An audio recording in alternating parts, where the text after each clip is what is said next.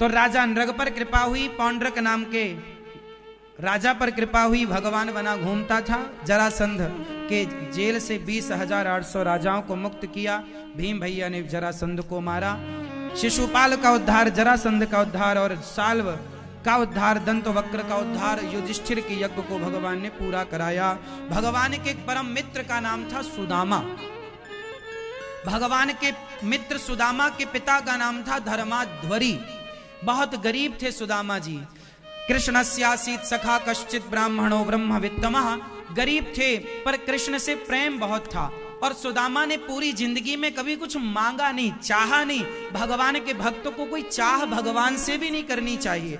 सुदामा की पत्नी ने कहा कि आपके मित्र द्वारिकाधीश से कुछ मांग कर क्यों नहीं ले आते। सुदामा बोले, मैं मित्र इसलिए थोड़ी बनाया हूं कि मांगता फिरूं, नहीं, अच्छे दर्शन करे आओ। 4 मुट्ठी चिवड़ा, चिवड़ा मतलब पोहा, चिवड़ा चावल का वर्णन नहीं है, चूंकि व्यवहार में चावल बोल दिया जाता। सुदामा जी क्या लेकर गए?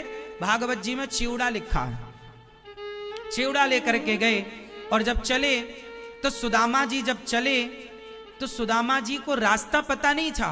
चल पड़ना भगवान के लिए आपका और हमारा काम है, पर मंजिल तक पहुंचाना तो खुद द्वारिकाधीश का काम है। उन्होंने सुदामा जी को मंजिल तक पहुंचाया। द्वार तक पहुंचे और द्वारपाल ने जाकर सूचना दी कि आपके बचपन का कोई मित्र आया। जब श्याम सुंदर ने सुना कि मेरे बचपन का मित्र, जब द्वारपाल ने कहा, शीस पगा न झगा तन में, आही जान को आही बसे के ही ग्रामा, धोती फटी सी लटी दुपटी, अरुपाय उपासन की नहीं सामा। द्वार खड़ो दुज दुर्बल एक, रहो चकिसो वसुधा अभिरामा, पूछत दीन दयाल को नाम, बतावत आपन नाम सुदामा। जब सुदामा नाम सुना दौड़ पड़े, सुदामा मित्र सुदामा, द्वारिकाधीश सुदामा सुदामा कहकर दौड़े। और जब भगवान आए, सुदामा जी को लगा बचपन का मित्र अब तो भूल गया होगा, वापस जाने लगे। कानों में सुदामा शब्द पड़ा, पलट कर देखा, वही घुंघराले बाल श्याम सुंदर ने आकर हृदय से लगाया। सुदामा ने कहा, कन्हैया तुमने बड़ी देर लगा दी।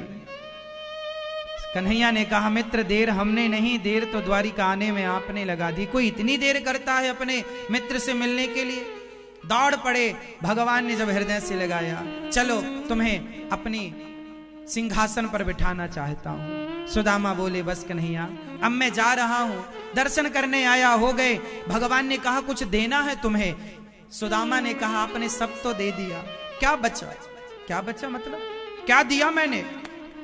हे कन्हैया, सारे संसार के सामने आपने मुझे अपने गले से लगाकर जो मेरा सम्मान बढ़ाया है, जो मुझे दिया है, और इसके बाद क्या चाहिए?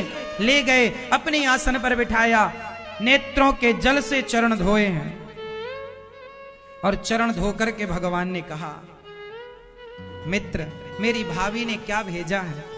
देखो सुदामा ने कुछ मांगा नहीं, भगवान ने मांगा कि भाभी ने क्या भेजा। पोटरी छिपाने लगे, छीन ली, खोल कर देखा, पहले मुट्ठी चिवड़ा उठाई और भगवान ने जब ग्रहण किया, एक मुट्ठी खाकर पूरी सृष्टि को तृप्त कर दिया। भगवान ने